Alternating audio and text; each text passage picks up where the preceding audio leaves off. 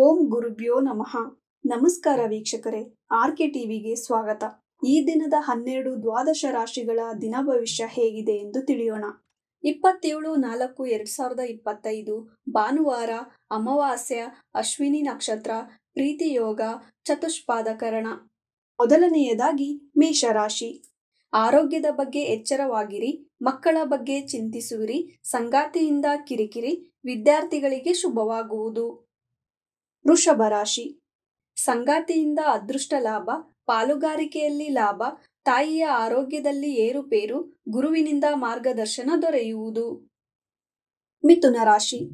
ತಾಯಿಯ ಆರೋಗ್ಯದ ಬಗ್ಗೆ ಚಿಂತೆ, ಸಾಲಬಾಧೆ, ಪ್ರಯಾಣದಿಂದ ಲಾಭ, ಸ್ನೇಹಿತರ ಭೇಟಿ, ಮೃಗಶಿರ ನಕ್ಷತ್ರದವರಿಗೆ ಶುಭವಾಗುವುದು.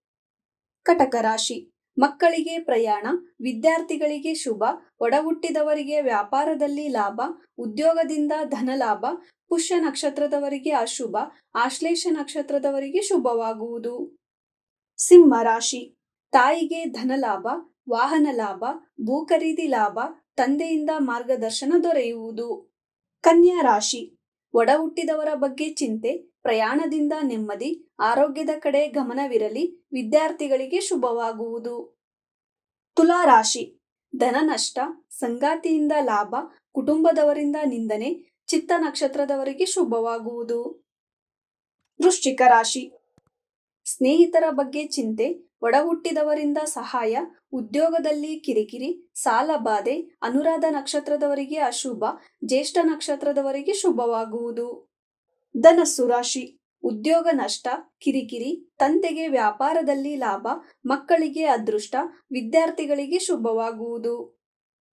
ಮಕರ ರಾಶಿ. ತಂದೆಗೆ ಧನಲಾಭ, ತಾಯಿಗೆ ಆರೋಗ್ಯದಲ್ಲಿ ಏರುಪೇರು, ಮಾನಸಿಕ ದುಃಖ, ಧನಿಷ್ಠ ನಕ್ಷತ್ರದವರಿಗೆ ಶುಭವಾಗುವುದು. ಕುಂಭರಾಶಿ.